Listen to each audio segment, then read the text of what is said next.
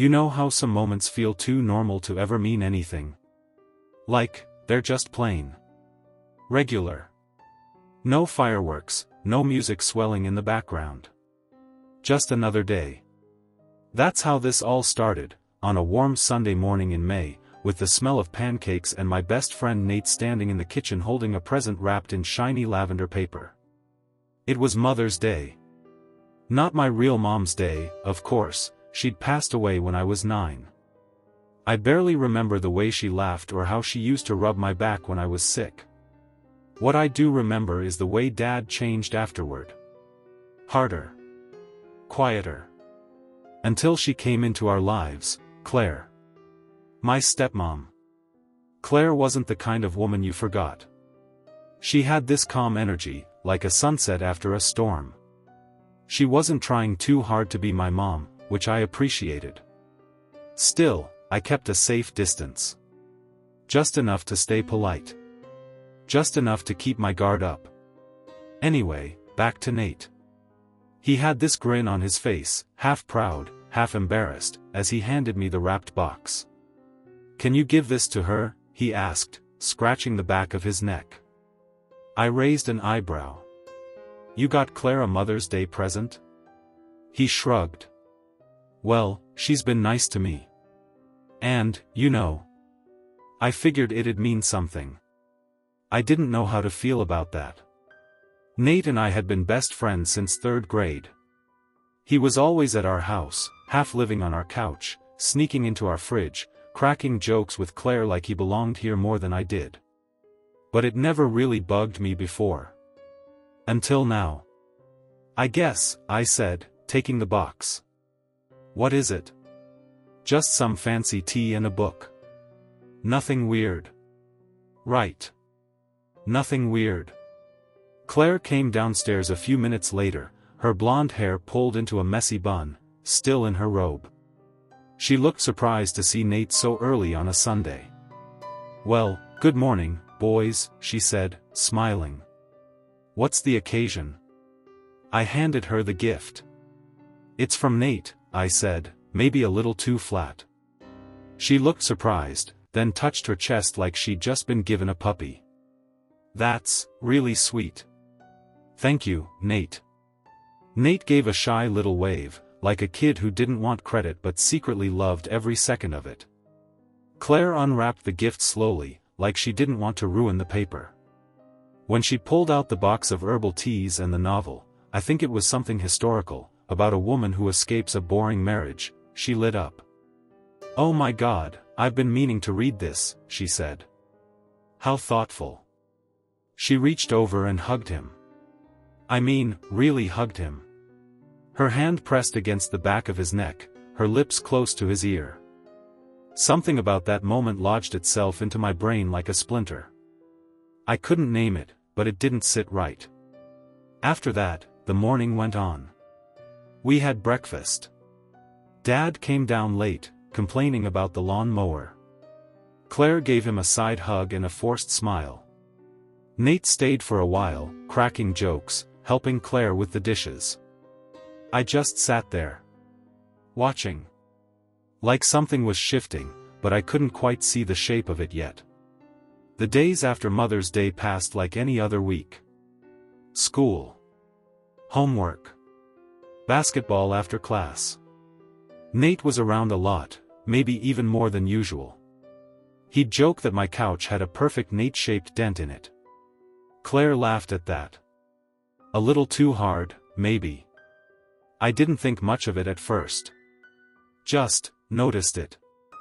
Then one Thursday afternoon, I came home early. History class had a substitute, and instead of sitting through a bland movie on the Revolutionary War, I dipped out and walked home. The sky was gray. Storm brewing. Wind picking up. The kind of weather that makes you feel like something's about to happen, but you don't know what. I pushed open the front door and dropped my bag in the hallway. Silence. Which was weird, because Claire usually had music on, those mellow indie tracks she liked that sounded like someone whispering over a guitar. But today? Nothing. I was about to call out when I heard a noise upstairs. Laughter. A soft giggle, actually. Then something else, like a thud. Or maybe a stumble. I froze. I don't know what made me go up those stairs instead of walking right back out. Curiosity? Instinct? Stupidity? Each step felt like it echoed. I moved quiet. Slow. Then I heard it. Claire's voice. Breathless. Nate, we shouldn't. His voice, lower. I know. I know. Just one more time. I stopped cold outside her bedroom door. It was cracked just a few inches. I didn't want to look. I looked anyway. There they were, Claire, my stepmom, her robe off her shoulders, Nate shirtless, leaning into her like this wasn't my house. Like she wasn't married to my dad. Like he wasn't my best friend. I couldn't breathe. I couldn't even move. I backed away, slow and silent, then practically flew down the stairs. My hands shook as I grabbed my backpack and bolted out the front door, heart pounding like I'd just sprinted a mile. I didn't go home that night. I crashed at a gas station a few blocks away, sitting outside with a vending machine soda and trying to piece together what the hell had just happened. I felt everything at once, anger, disbelief, betrayal, confusion. And yeah, this deep ache in my chest I couldn't name. I thought about telling my dad. Thought about bursting through the front door and screaming everything I saw. But I didn't. I don't know why. Maybe I wanted to protect him. Maybe I was afraid of what would happen next. Maybe some part of me wanted to pretend it never happened. Instead, I went back home the next day, acted like nothing was wrong, and watched Nate laugh with Claire in the kitchen like the whole world wasn't sideways. But something inside me had changed. Something dark and heavy had settled in. And I knew things were never going back to the way they were. After that day, I saw everything differently. I watched Nate more closely. Not like a friend watches a friend. More like a detective watching a suspect.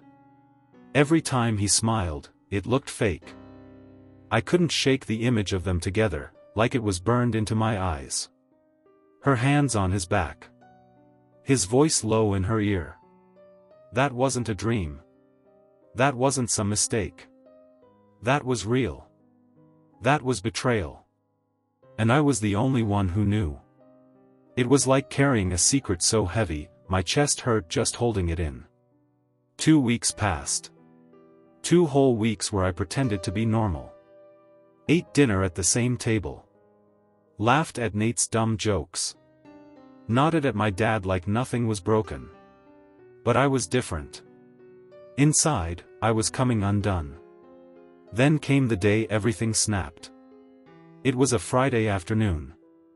Dad was working late, stuck at some out-of-town meeting. Claire said she was going to be home organizing the basement. I didn't have practice, so I came home early again. I wasn't planning to catch them. I really wasn't. But I did. This time, I walked into the house and immediately noticed the shoes by the door, Nate's worn-down sneakers. I froze. Listened. Heard soft thumps upstairs. The kind that were too rhythmic to be innocent. I didn't sneak this time. I stomped up those stairs like a freight train. Swung the door open so hard it hit the wall. And there they were, again. Claire's eyes went wide, and Nate practically fell off the bed trying to grab his shirt. Claire covered herself with the blanket, stammering something that sounded like, "This isn't what it looks like," even though it was exactly what it looked like. I didn't yell. Didn't scream. I just stood there, my fists clenched, my heart about to tear through my ribs. Nate opened his mouth like he wanted to say something, but I cut him off. "You lied to me." His face turned pale. "Listen, man. Don't," I snapped. "Just don't." Claire looked down at the bed like she couldn't face me. "It was a mistake," she said softly. "It wasn't supposed to happen." I laughed, This hollow, bitter sound I didn't even recognize as my own.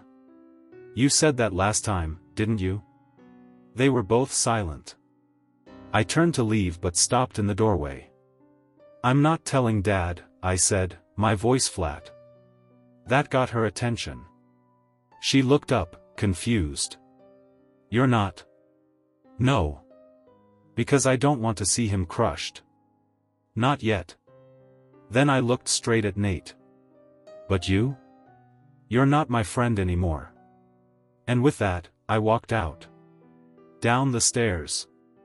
Out the front door. Into the cold air that felt like a slap to the face. I didn't cry. I didn't even feel sad. What I felt was power. The kind that comes from knowing something no one else does. The kind that simmers just below the surface, waiting to boil. I wasn't sure what I was going to do next. But I knew this story wasn't over. Not by a long shot. After I caught them, things didn't go back to normal. They couldn't. Every word Claire said to me sounded like it came from behind a cracked mirror, distorted, off, fragile. Nate didn't come around anymore, not after that day. I hadn't blocked his number, but I hadn't answered his texts either. He sent a few half-hearted apologies. Then silence. Good. What bothered me most wasn't just what they did, it was how I didn't do anything about it. I hadn't told my dad. I still didn't. I kept waiting for the right time. The perfect moment where it wouldn't shatter him completely. But that moment never came. So I carried the weight. Every time Dad smiled over dinner or told some lame story from work, I felt sick. Because I was lying too. Just like them. And Claire, God, Claire acted like nothing had happened. Like I didn't see her with my best friend.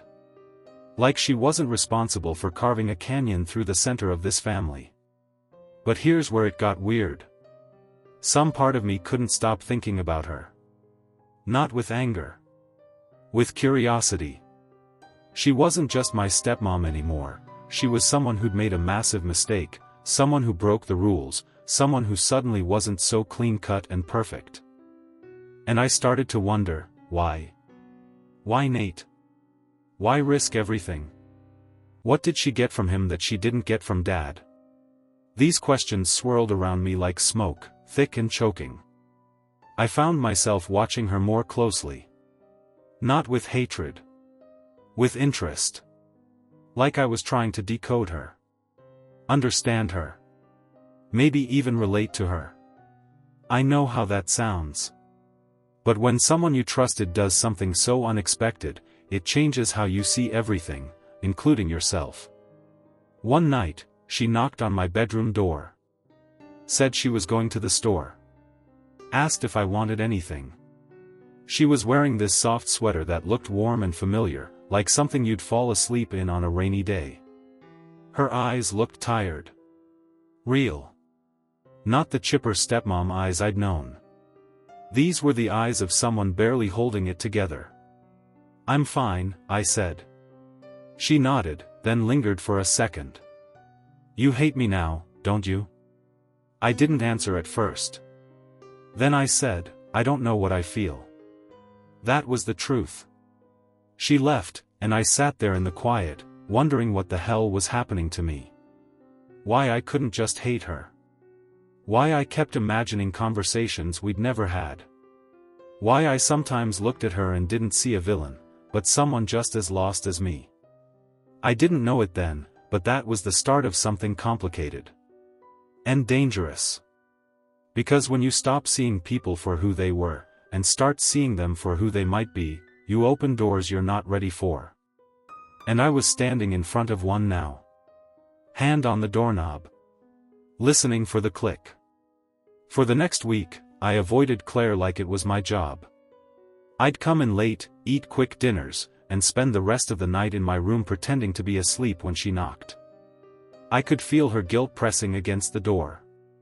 But I didn't open it. I couldn't. Every time I looked at her face, I remembered that moment upstairs, the way Nate had scrambled, the way she'd looked at me like a stranger who'd caught her in someone else's skin. I didn't miss Nate. That part surprised me. We'd been best friends since we were 9, but once he did what he did, the friendship snapped clean. There was no going back. It was like finding out your dog bit your little brother. Doesn't matter how much you loved him, he's not coming back in the house. But Claire was different. She was in the house. Every day.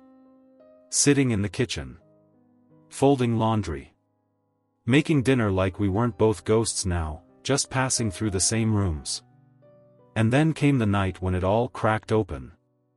Dad had a late-night business call. He'd started taking more and more of those lately, buried in meetings and calls, oblivious to the minefield we were all tiptoeing around.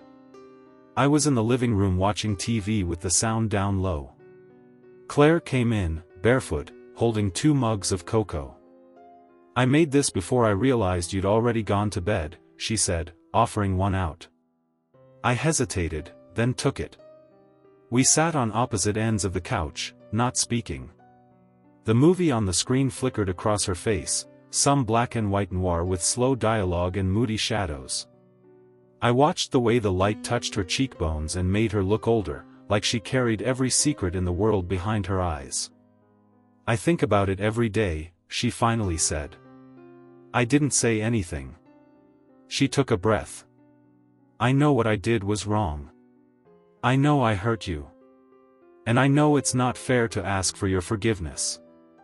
The air in the room felt heavy, thick like syrup.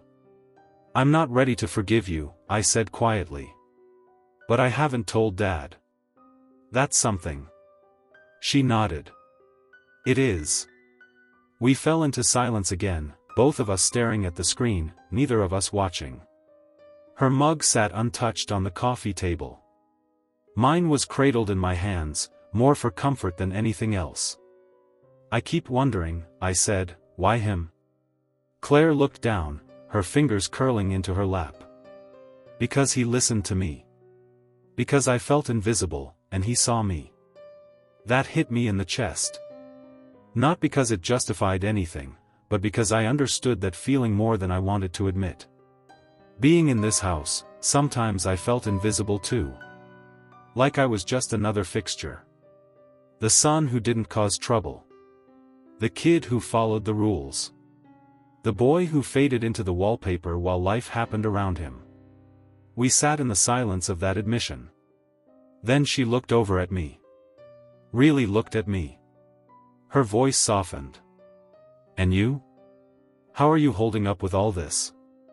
It wasn't a question I was ready for. I didn't know how to answer it. I looked at her, and for a split second, I didn't see my stepmom. I saw a woman who had made a terrible mistake.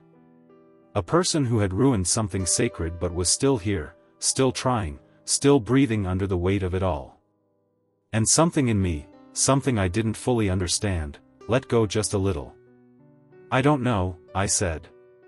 "I feel like I'm still in the middle of it." "I get that," she said. "Me too." Her hand rested gently on the couch cushion between us, not touching me, but close enough that I could feel the heat of it. We didn't move for a long time. Then I stood up. "I'm going to bed." She nodded. "Good night." I paused in the hallway, hand on the wall. "You should tell him, Claire. If you ever want to breathe again, you should tell him." She didn't answer, and I didn't wait. I climbed the stairs and shut my door behind me. Lay down on the bed with my clothes still on and stared at the ceiling, feeling like I'd just stepped into a version of myself I didn't recognize. A version that was older. Angrier. Sadder. I didn't want revenge anymore. I just wanted the truth to stop rotting inside the walls of our house. And I wanted to be something other than broken. The quiet didn't last. For a while, I thought maybe we could keep pretending, Claire doing her chores, Dad working late, and me floating somewhere in between, not sure what I was anymore in this house. But silence has a way of building pressure. You can ignore the ticking for a while, but it always explodes in the end. It started small. Dad coming home earlier than usual. Asking more questions. Looking more tired around the eyes. The kind of tired that comes from knowing something's wrong but not knowing what. "Everything okay with you and Nate?" he asked one night, after dinner. I nodded. "We're just different lately." He didn't press, but he looked at me for a second longer than he used to. Like he didn't quite buy it. Like he was trying to solve a puzzle and I was the last missing piece. Then came the night I came home and saw the light on in his study. It was late. Too late for him to be working. I paused outside the door, thinking maybe he'd yell if I interrupted, but then I heard voices. Not live ones. It was audio. A voicemail. I leaned closer. Claire's voice. "I'm sorry, Richard. I made a mistake. A huge one. I never wanted to hurt you. I should have told you sooner, but I didn't know how. Please. Call me when you hear this." I froze. The air in my chest stopped moving. The floor felt like it dropped half an inch beneath me. I took a step back without thinking, my heel catching on the hallway rug. I stumbled, hit the wall with a quiet thud. The door opened. Dad was standing there, phone still in hand. His face didn't show anything, no rage, no sadness. Just blank. "Were you listening?" he asked, calmly. I swallowed. "Yeah. I didn't mean to." He nodded slowly, like he'd already expected that answer. He stepped aside and motioned me in. "Come in. We need to talk." I didn't want to. Everything in me screamed to run upstairs and lock the door. But I walked in anyway. I sat across from his desk, the same place I used to sit when I was 12 and got caught sneaking candy into my room. Dad sighed and leaned forward, hands clasped together. "She told me tonight," he said. "About Nate." I looked down at my shoes. "I'm sorry." He nodded again. "So you knew?" I couldn't lie. "Yeah. I caught them.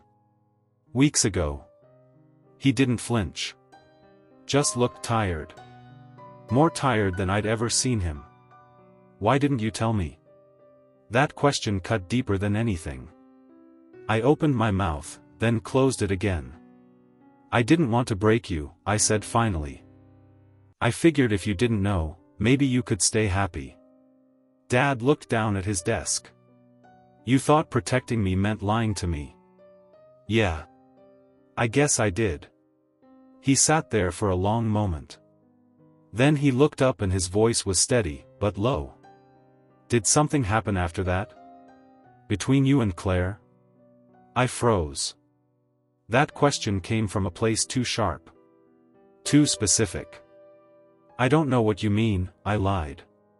His eyes narrowed slightly. "I'm not angry, son. I just want to understand." I stayed silent. "I'm not stupid," he continued. "I've seen how she looks at you. How quiet things got between the two of you after Nate. She's been carrying guilt like a backpack full of bricks. And you've been walking around like you don't know what world you're in anymore." I blinked, not sure how to breathe. "I didn't want to lose the only thing that still worked," I said quietly. "And I guess I just wanted someone to see me." Dad stood and walked to the bookshelf behind him. He picked up a framed photo of us from years ago, me, him, and Claire at the beach. Everyone smiling. "I thought I'd built something real again," he said, voice cracking just a little. "After your mom died, I didn't think I'd get that back. But then Claire came along, and I thought maybe, just maybe." He trailed off. I stood. "Dad." He looked at me. Really looked at me.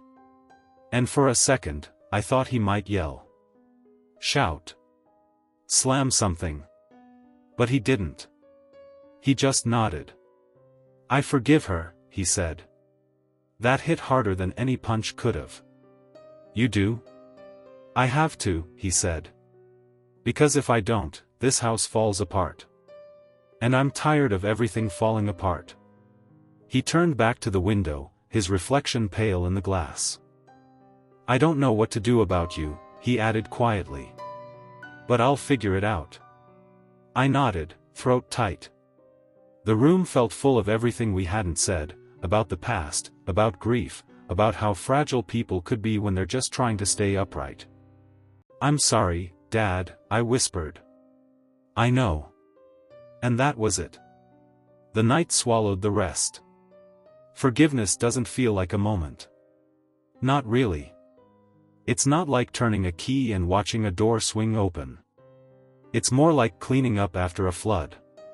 Everything's soaked, broken, and out of place, but you start picking things up anyway, even though you're not sure what can be saved. The morning after our talk in the study, things felt different. Dad was already up. He made coffee. I heard him in the kitchen before I even got out of bed. Claire sat at the table, staring into a half-empty mug. Her eyes were red. Dad didn't touch her, didn't speak to her right away. He just poured himself a cup, leaned against the counter, and looked out the window like he was watching something far away. I didn't know whether to say good morning or run out the front door. But I walked in. Hey, I said. Claire didn't look at me. Dad just gave a nod. We all sat in silence for a bit, the kind that scrapes at your skin. Finally, he spoke. We can't go back to how things were. Claire nodded. I know. But I meant what I said last night. I forgive you. Not because it was okay, but because I can't carry this kind of anger anymore. She looked up at him then, really looked, and for the first time in a long while, I saw her face crack open with something raw. I never meant to hurt you, she whispered. I know, he said, and I believed him. He really did know. That didn't mean it didn't hurt, but he understood the mess of being human. That was Dad's gift, he always tried to understand, even when he didn't want to. And you, he said, turning to me, you need to figure out what kind of man you want to be. What kind of friend, what kind of son. I swallowed hard. I'm sorry. He didn't nod or wave it off. He just looked at me for a long time. So what happens next? That question hung in the air. None of us had an answer. Over the next few weeks, everything slowed down. Nate stopped coming around. I didn't text him, and he didn't text me. It was like we both knew there was no coming back from what had happened. Our friendship had been real once, but it had changed shape into something ugly, and now it didn't fit either of us anymore. Claire moved into the guest room. She didn't say much. She cooked sometimes. She watered the plants. But she kept her distance, and so did I. We passed each other in the hall like coworkers who used to be close but now only share awkward smiles and memories neither wants to touch. Dad was steady. That's what surprised me the most. I thought he'd unravel. But instead, he became calm, like someone who's walked through fire and come out the other side burned, but alive. He even started therapy. One night, he told me, I need to talk to someone who isn't in this house. Who can help me figure out what's mine to carry and what isn't. I nodded. That makes sense. You should try it too, he said. We all should. I thought about it. I wasn't ready, not yet, but I appreciated that he offered it without pushing. One Sunday morning, a month after everything cracked open, Dad made pancakes. Claire and I wandered in at separate times, surprised to find him standing at the stove flipping flapjacks like it was a holiday. You guys still like these, right? He said, voice light but shaky. Claire nodded slowly. Yeah. I do. I said, they smell like Saturday mornings from when I was a kid. He smiled. That's the idea. We sat together. We ate. No big speech. No apology marathon. Just butter, syrup, and something that felt like the tiniest step toward normal. And I realized then, rebuilding didn't mean pretending the past didn't happen. It meant deciding to face it together, every single day. Weeks turned into months. Things didn't go back to how they were, because they couldn't. But they moved. Slowly. Forward. Claire started working part-time at a bookstore downtown. It gave her space to breathe. I started jogging in the mornings, trying to clear my head. Sometimes Dad and I ran together. We didn't talk much during those jogs, but just running side by side felt like progress. Then one night, Dad knocked on my door. "I wanted you to know," he said. "I asked Claire to stay." I sat up. "What do you mean?" "I mean I don't want to end the marriage. Not yet. I don't know if we'll make it, but I think we owe it to each other to try." I didn't say anything at first. "You okay with that?" he asked. I shrugged. "I don't think I'm the one who should decide." He nodded. "Fair enough. But it affects you too. So, thanks for listening." And that was the thing. We were all listening more. Not perfectly, not always. But enough. That's how the healing started. Not with huge gestures or grand forgiveness. But with pancakes on a Sunday, quiet runs through the neighborhood, and conversations that didn't try to fix everything, just tried to keep going. That summer, the air in our house was different. Still scarred. But still standing. It's strange how some seasons settle into your memory like dried paint, permanent, uneven, a little chipped at the edges. That summer, the one after everything came undone, became one of those seasons for me. I don't remember every moment, but I remember enough. The sound of Dad's sneakers hitting pavement during our early morning runs. The smell of Claire's vanilla shampoo lingering in the hallway after she showered. The silence in our house, not cold, but cautious, like we were all learning how to breathe again in the same room. Some people think forgiveness is the end of a story. I've learned it's just another beginning. Dad and Claire went to counseling together. Sometimes they'd come home quiet, drained, like they'd walked through a storm. Other times they'd laugh in the kitchen, just for a second, and I'd catch a glimpse of the couple they must have been once. They weren't pretending anymore. That was the difference. Everything that had been buried, shame, pain, longing, guilt, it was all out in the open. No more locked doors. No more pretending we were just another happy family. And weirdly, that honesty made space for something real. I started journaling. At first, it was just because one of Dad's therapists recommended it, but it turned into something else. A way to talk to myself without judgment. A place to ask hard questions. Who am I if I'm not angry? What does it mean to forgive someone who hurt you but also loved you? One afternoon, I wrote something that stuck with me. We are not just what we've done. We are also what we're willing to face. I think that's when things shifted inside me. Not in some dramatic way, just slowly, like ice thawing. Claire and I had a long talk one evening on the porch. The cicadas were loud, the sun was low, and she was sipping tea like it was the only thing keeping her grounded. "I never wanted to be the person who shattered your trust," she said. I didn't answer right away. I just watched the way her fingers trembled around the mug. "I know," I finally said. "But you still did." She nodded. "I know that too." We sat in that truth for a while. No excuses. No rage. Just two people sifting through wreckage, figuring out what was worth salvaging. "I'm not your mother," she added. "But I did care about being there for you. Maybe I failed at that. Maybe I wasn't what you needed. You were something," I said. And that mattered. Even if it got messy. She smiled a little. Not a happy smile, a grateful one. Like someone had let her off a hook she'd been hanging from for too long. We didn't talk about the past again after that, not in detail. But something between us shifted. We stopped avoiding each other. Started acknowledging the scar instead of pretending it wasn't there. Dad eventually went back to work full-time. His energy changed. He wasn't bitter or broken, just grounded in a way I hadn't seen before. One night he said, "You know what I've learned? Shame doesn't grow well in daylight. Once you name it, it starts to lose its grip." I nodded. "I'm still learning that." "We all are," he said. Nate never came back into my life. And I stopped waiting for that door to reopen. Some people are meant to be lessons, not fixtures. I hope he finds peace with himself someday. I hope I do too.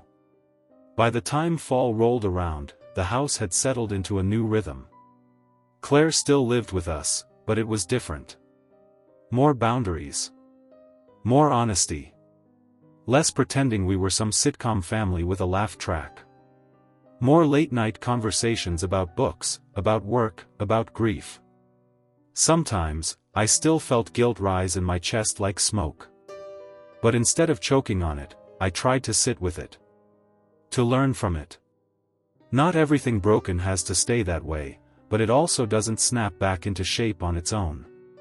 You have to want to rebuild. You have to choose it. And that's what we did, each in our own way. I don't know what our future looks like. I don't know if Claire and Dad will grow old together or if they'll eventually decide to part as friends.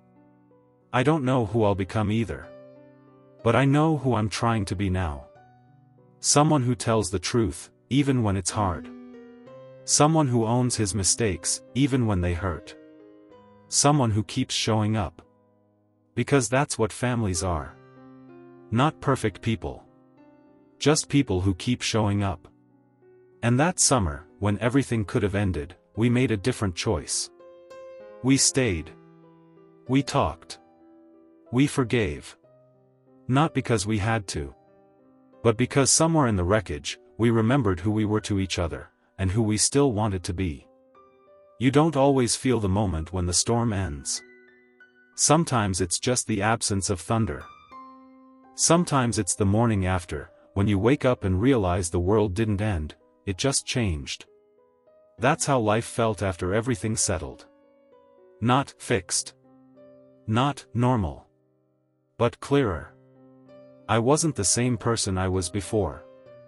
And I didn't want to be. I had looked too far into myself, seen too much of what I was capable of, for better and for worse, to go back to ignorance. There's something scary about that at first, but it becomes a kind of freedom too. Because when you stop pretending, you start living. Dad and Claire kept working on things, both together and apart. They weren't clinging to some fantasy anymore, they were trying to understand who they actually were, and whether that version of themselves could love honestly. Some days, the answer was yes. Other days, they gave each other space. And me? I started college classes at the community campus in town. Psychology, mostly. I guess I got curious about what makes people do what they do. What makes us betray, forgive, collapse, rebuild.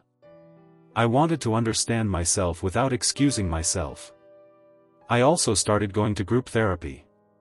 Not because I was ordered to, not because anyone made me. Just because I knew I had to speak some things aloud to people who wouldn't flinch. One day, I told the group something that had been sitting in my chest for a long time. I hurt people I cared about. And I got hurt too.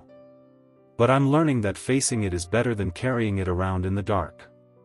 Someone nodded across the circle. Another person started crying. That was the thing about truth, it cracked things open, but it also let the light in. Claire came with me once. Just to listen. Afterward, she said, "I'm proud of you." It meant something, even then. Even after everything. I visited my mom's grave that fall. I hadn't gone in a while, not since Claire came into our lives and all the chaos followed. But this time, it felt right. I sat there for an hour. Just talking to her, in that way you do when you miss someone who shaped you. I've made mistakes, Mom, I said quietly. Big ones. I got lost for a while. A breeze moved through the trees. It made the leaves scatter like they were nodding. I'm trying to do better, I whispered. And I think I finally know what that means now. One night, months later, Claire and I found ourselves sitting at the kitchen table with mugs of tea between us, just like old times. Only this time, there was no pretense. No secrets. You know, she said gently, what we went through, it doesn't define us. But it'll always be part of us. I nodded. I think that's okay. I do too. There was a long pause before I added, I used to think forgiveness meant saying it never hurt. Now I think it just means saying the hurt doesn't own you anymore. She smiled at that. That's a beautiful way to put it. We sat there in silence, not needing to fill it with anything. Just two people, changed by life, still choosing to be kind to each other in spite of everything. Dad and I went fishing in October. It used to be something we did when I was little, and for the first time in years, he asked if I wanted to go. We didn't talk much while the lines were cast, but when we were packing up, he looked over at me and said, I'm proud of how far you've come. I swallowed hard. Thanks, Dad. I don't think I ever told you this, he added, but your honesty, that day, when you could have hidden everything and didn't, it meant the world to me. Even if it hurt. I just didn't want to lie anymore. He nodded. That's what being a man is, sometimes. Choosing the truth even when it wrecks you.